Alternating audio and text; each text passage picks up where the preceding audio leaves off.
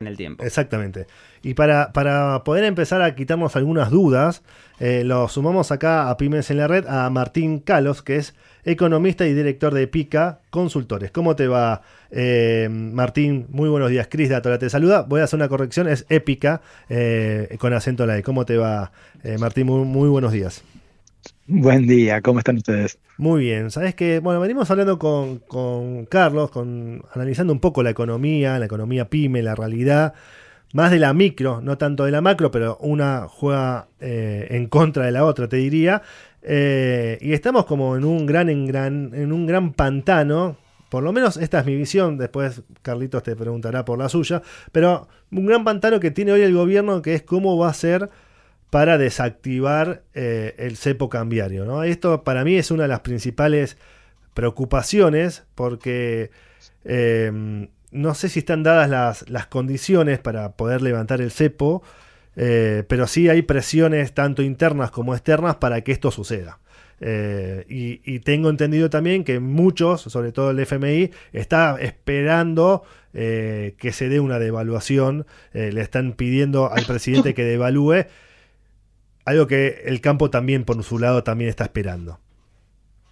Sí, bueno, efectivamente la pregunta del cepo es una pregunta, a ver, que viene pateándose. El gobierno de alguna manera entró en un modo más pragmático, porque recordemos que empezó, hizo campaña hablando de dolarizaciones que hubieran sido nefastas ideas, era una idea nefasta para la economía argentina, y luego pasó a competencia de monedas abriendo el cepo y ahora pasó a, bueno, el cepo por ahora no se abre. Ahora Milei se contradice de lo que decía hace 8 meses y dice, se puede crecer con cepo. No es cierto, se puede rebotar con cepo. Pero bueno, está intentando justificar por qué no abre el cepo, cuando en verdad es una cuestión más pragmática. No hay dólares para abrir el cepo. Abrir el cepo, a ver, el cepo son restricciones de lo más diversas, algunas de las cuales hasta están bien. Esto también hay que entenderlo, no tenemos que hacer lo que hizo Macri en 2016, que es levantar todo y dejar los flujos financieros, de capitales, comerciales completamente liberados, porque eso también es un problema. En los países desarrollados, en los países con los que nos gusta compararnos, tenés un esquema de regulaciones macroprudenciales más razonable. No hay que, digamos, hay un punto medio mucho más cercano a liberalizar, por supuesto, al que hay que llegar. Y después está esto. ¿Qué pasa si levantas el cepo? Como el cepo son regulaciones, restricciones, que lo que hicieron fue evitar que la gente vaya a demandar dólares y pasar todo eso a segmentos paralelos, ¿no? Justamente a los tipos de cambio paralelos. Levantar el cepo es hacer que toda esa demanda vuelva a demandar dólares oficiales, o sea, reservas. Y no hay oferta, no hay reservas para contener esa demanda. Entonces vos levantas el cepo hoy y te vienen a demandar dólares al Banco Central, no los tenés, lo que puedes tener es una corrida cambiaria, que no tenés dólares para frenar. Sí, sí, eso, como vos digo, el Banco Central no los tendría. Ante ese riesgo, ante ese problema, es que el gobierno decide patearlo para más adelante, y estamos hablando de bastante más adelante, porque no hay todavía un horizonte de que se puedan conseguir $2 para levantar el cepo. Y yo diría que es muy pragmático, y te lo digo, siendo que yo también digo, hace años que escribo y digo que el cepo es terriblemente nocivo, dañino para la economía argentina. Y sin embargo, también es muy peligroso levantarlo si no sabes cómo, si no tenés las herramientas. Martín, sí. Cris, ¿querés una más? Sí, sí, quería una más que tenía que ver con... Dos en realidad tengo. La primera tenía que ver con... vos hablabas de países, porque no lo había escuchado nunca, pero que hay países desarrollados que tienen condicionamientos macroeconómicos para resguardar el tema de la fuga de dólares. Te quería preguntar cuáles son esos mecanismos que existen en otros países que previenen una corrida de dólares, digamos. Hay de todo, pero a ver, para empezar no hay una definición única de qué son esas normas macroprudenciales. Uh-huh. Tenés las normas de Basilea, que te dan una serie de pautas de riesgo sistémico, ¿no? Pero también tenés, entre las herramientas muy diversas que tenés varias que Argentina supo tener también, y por eso yo siempre digo que hay que tomar como referencia de qué es un marco razonable de regulaciones, lo que Argentina tuvo entre 2005 y 2007. más o menos por ahí uno podría encontrar un par de herramientas, seguro que mejorables, pero como punto de referencia, ¿no? ¿Qué incluían? Y por ejemplo, intentar evitar los capitales golondrina Claro. a través de, en aquel entonces tenías que encajar si no me acuerdo mal, vamos a ver, lo voy a decir de memoria. El 30% del capital que entrara para ser invertido en cartera, en portafolio de inversión, tenía que permanecer encajado un año, ¿sí? Por un año podías usarlo, pero no podías salir del país. Claro. O tenías que pagar, no me acuerdo qué tasa impositiva si querías usarlo e irte después de los 30 días. Ujú. ¿Qué hace eso? Que el capital especulativo no intente venir y salir dentro de una semana, Claro. sin ningún límite y sin ningún costo. Ujú. Y eso lo que te evita justamente es que ante una disparada, por ejemplo, de una corrida o de un, no sé, cualquier tipo de movimiento especulativo en contra del país, bueno, haya capitales ahí que tengan que pensarlo dos veces, a ver si pagan un impuesto, les sale un poco más caro, y entonces también el que está esperando entrar y salir en el día, también lo piensa dos veces antes de entrar. Ujú. Eso está bien, es razonable, lo tuvo Brasil muchos años un esquema así, lo tienen, Claro. digo, esto existe. Bien, Pautas como esta te dan una idea de, bueno, escúchame, que no nos pase lo que le pasó a Macri en abril de 2018, claro, que no nos claro. pase lo que ha pasado tantas veces en la historia argentina, que los fondos internacionales te piden salida y vos no tenés más remedio que poner un cepo ahí. Vos Bien. tenés que tener una regulación que ya de antemano te proteja, no salir a protegerte cuando ya te están atacando. No sé si me explico. Sí, clarísimo. Y estaba bueno, por eso te preguntaba, porque no las conocía todas y ahora que los mencionás me recordaba algunas. Y la otra pregunta que tiene que ver con... no es un contrafáctico, pero es un juego, si querés, que es... ¿qué le convendría más a nuestro país? Y si querés a Caputo. ¿Suspender algunos pagos del FMI y acumular reservas para levantar el cepo? ¿O seguir como estamos y ver en qué momento se dan las condiciones para levantar el cepo? Qué difícil. Los pagos al FMI igual no sé si te alcanzan todavía. Tendrías que medio que no pagarle todo el año que viene para llegar a acumular algo razonable. No, yo creo que hay un tercer camino, que es seguir normalizando la economía.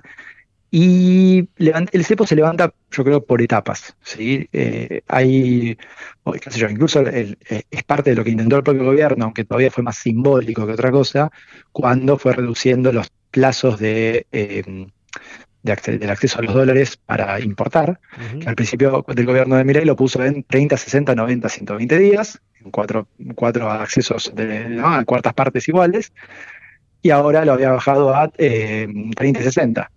Que en verdad es algo más para las grandes empresas, porque las pymes ya accedían a 30. Bueno, Claro. ahí es un gran punto. Las importaciones, ningún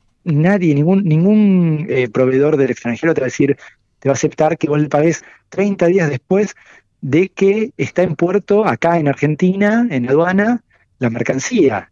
Pagame antes de que te lo mande, te va a Claro. decir. Ujú. ¿Cómo te voy a mandar? A ver si me pagas porque más entre el flete y todo, me lo vas a pagar dentro de 4 meses. Entonces Argentina está lejos de estar normalizada en un montón de flujos, de precios relativos, y hay que seguir trabajando en esa línea con la idea estando atento a cuándo es el momento para levantar el cepo, ¿sí? En partes, insisto, no necesitas levantar todo de un saque. Puedes ir haciendo por partes y eso ya va a dar una buena pauta y va a empezar a normalizar muchas de las decisiones de las personas, de las familias, de las empresas, ¿no? Ujú. Martín, ¿cómo estás? Carlos acá te saluda. ¿Cómo andás, Carlos? Estábamos acá orejeando a ver si es a fin de este año que ya se ve algo, el repunte, sobre todo hablando del EMAE, ¿no? De la actividad económica, o ya más entrado el año que viene. ¿Vos cuándo lo ves? Nosotros recién ahora vemos el piso. Empecemos por ahí porque esta es una discusión. El gobierno quiere decir que el piso fue en marzo. Bueno, Si es lo que mirás el dije yo en la EMAE, columna, por eso está bueno. Claro. Está bueno que lo discutamos. No que lo discutamos, escuchar tu versión, porque yo tenía que en marzo, y desde marzo estaba mesetado, ¿no? Vos lo ves ahora el piso. Claro, pero porque yo tengo una distinción que es absolutamente válida y va en línea con lo que planteás. Que es, no podemos mirar el EMAE solamente como el promedio de toda la economía, porque ahí se te meten 3 sectores que están creciendo, que 2 ya venían creciendo los años pasados, la minería y los hidrocarburos. Vaca muerta, ¿no? Claro, Etcétera. esos vuelan. El tercero, Sí. claro, el tercero rebota este año y vuela, que es el agro, porque es un año sin sequía. Pero si vos mirás todos los sectores mercadointernistas, diríamos, construcción, comercio, industria sobre todo, Sí. servicios financieros, etcétera, todos siguieron cayendo estos meses hasta ahora. En el último, ahora con el dato de junio, vemos que construcción encontró piso. Sí. Y están llegando yo creo que ya están, ahora en julio sí tocaron piso y empezaron un mínimo leve, ínfimo, pero bueno, rebote al fin, los demás, ¿sí? Comercio, industria. Ahora, eso eso significa, por un lado, que bueno, ahora mesetamos en estos niveles, pero estos niveles son muy, muy deprimidos. Estamos hablando de una industria que está funcionando al 57% de su capacidad. Sí. Con seis sectores de la industria, y esto también, datos oficiales del EMAE, que están funcionando en torno al 40, entre 35 y 45 de su nivel, de su potencial. Sí. ¿Qué empresa, y eso es un promedio, ¿no? Encima de cada sector, ¿qué empresa aguanta esto? Nosotros ahí, mirá, también, nosotros hicimos un informe desde Pica Consultores para el Observatorio IPA, el Observatorio de Industriales PYME Argentinos, en el cual marcábamos lo que viene siendo la destrucción de puestos de trabajo privados registrados y PYME, ¿sí? Sí. Y si bien, digamos, la última actualización de nuestros datos es hasta mayo ya se perdieron 92.000 puestos de trabajo, de los cuales 40.000 fueron pymes, y si se mantuviera esta situación, o sea, si no hubiera repunte de acá a fin de año, que es lo que estamos medio previendo, el riesgo es que es que se pierdan el doble de puestos de trabajo y que empiecen a cerrar empresas. Que todavía los cierres de empresas vienen siendo más puntuales, no te digo lamentables, pero todavía no son tantos. No son El problema es que se masivos. empieza a masificar. Sí, Claro, igual esa recordemos sangría de sí. empleos, eso pareciera, según otros datos, que se paró justamente después de mayo. No se crearon más, pero se paró la sangría. Claro, yo no estoy tan seguro en el sentido de ¿qué es esta destrucción de puestos de trabajo? No es solo despidos, sino sobre todo que el que se jubila o el que renuncia no es reemplazado. Lo que no hay es contratación nueva, Claro. no hay. Claro. Ninguna pyme Sí. está contratando, esto te lo Exacto. dice muy claro. Las pymes están en modo Uy, ¿se cortó? supervivencia, Ahí está. tienen una ventaja que es que están... ¿me escuchan ahí? Sí, Sí, ahora sí, te sí. escuchamos bien, ¿Hola? Martín. Sí, Ah, ahí te perdón. escuchamos. Te decía que las pymes tienen una ventaja en esa búsqueda de sobrevivir, que es que por suerte tienen cierto capital acumulado de años pasados. Entonces, cuando decimos el empresario está pagando de su bolsillo los salarios, porque obviamente una empresa que funciona al 40% de su capacidad no está cerca de su punto de equilibrio, no está llegando a fin de mes por sí sola. Entonces, el empresaria está poniendo ahorita de su bolsillo para pagar salarios y demás costos. Bueno, lo bueno es que tienen todavía las pymes ese pequeño colchón para aguantar estos meses. Pero esto no es sustentable. En algún momento, si no aparece la luz al final del camino que diga, bueno, va a repuntar la economía, las pymes van a decir, ¿cuánto tiempo voy a aguantar perdiendo mitad? ¿No? Y el riesgo ahí es que cierren este año 10.000 pymes. Tranquilamente es un número que es terriblemente factible de cierre. Y ese es el daño estructural al tejido productivo argentino en todo el país, porque esto es un impacto muy federal que nos dejaría también muy dañados para intentar la recuperación después, porque son empresas que tenían una capacidad productiva que se perdió, y entonces cuando ponele que el año que viene tenemos un repunte, tenés una capacidad productiva que no está para repuntar, desapareció. Y esto es un riesgo grave, lamentablemente, para estos meses que quedan. Entonces, Martín, ¿vos por qué lado lo ves? Si existe ese rebote o esa mejoría en la actividad económica, ¿por qué lado lo ves que puede llegar? Yo creo que hasta el año que viene no hay mucho horizonte de recuperación. ¿Y ahí por qué? Y ahí volvemos, porque el año que viene puedes tener algo de empuje de las exportaciones, que sí, algo obviamente te reacciona en los servicios, los insumos que te demanda el agro, la minería, el petróleo. Podés tener algo de recuperación el año que viene a partir de inversión. Vamos a ver qué pasa con esto. Nosotros estamos trabajando incluso en Épica varios proyectos de inversión de empresas extranjeras que están ahí esperando. Bueno, hoy salió domingo. Ayer salió la reglamentación del RIGI, ¿no? Y entonces tenemos ahí un primer parámetro para ahora sí poder evaluar acceso al RIGI de muchos proyectos que estaban ahí esperando. Bien. y quizás a eso algo te empiece a mover, pero estamos hablando todavía de algo leve y sobre todo lo que va a pasar es que vas a tener un rebote, casi un rebote estadístico a esta altura del partido, con el consumo amesetándose, con el gasto público amesetándose un poco más también.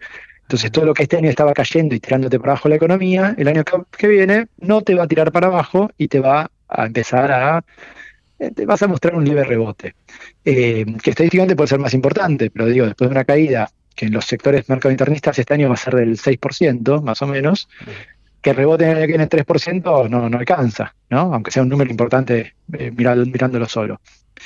Y ahí tenemos entonces un problema. La pregunta sigue siendo, ¿cuál es la política económica del gobierno para que haya una reversión de esto, para que haya una recuperación? Hoy no la conocemos. El gobierno, fíjate que no habla de política productiva. No. La única política productiva que ha tenido el gobierno desde que asumió a hoy es el RIGI. No hay otra propuesta productiva, ninguna. Entonces, si no aparece esa propuesta productiva, es muy difícil que se recupere la economía en general. Claro. Sí, de hecho, cuando escuchás los discursos del presidente Milei o del ministro Caputo, la palabra pyme o desarrollo productivo casi no se escucha o se escucha muy poco. No, porque el foco es en las dos cosas en las que el gobierno tiene realmente logros para mostrar, que es lo fiscal y lo monetario, donde ha logrado acomodar los desbalances que heredó de una manera notable y rápida. Ahora, todo lo demás no lo ha podido, no es que no lo ha podido encontrar la vuelta. Lo cambiario no le encontró la vuelta como charlábamos al comienzo. Pero lo productivo es algo que le queda completamente fuera de su ideología. Es un gobierno que cree que no hay que meter, que si el Estado no se mete al sector productivo le va bien, y eso es algo que la evidencia empírica mundial dice que no es así. Por algo todos los países del mundo que tienen la capacidad de hacerlo, digo, la Unión Europea, Japón, Canadá, Estados Unidos, el que quieras, agarrar cualquier país desarrollado o que nos guste, y lo que te va a pasar es que va a ser que tienen planes de desarrollo, tienen propuestas industriales, Brasil acaba de sacar su plan de desarrollo, ahora que asumió Lula, el plan de desarrollo más importante de su historia. Pero Corea del Sur, Japón y la Unión Europea, los países de la Unión Europea vienen actualizando los suyos cada 3-4 años, o sea que sin un horizonte donde el Estado también coordine las perspectivas de desarrollo, es muy difícil. Y eso es un problema ideológico de este gobierno. Muchísimas gracias, Martín. Un placer como siempre, hasta la próxima. Un placer también para nosotros. Fue Martín Calos, economista y director de Épica Consultores.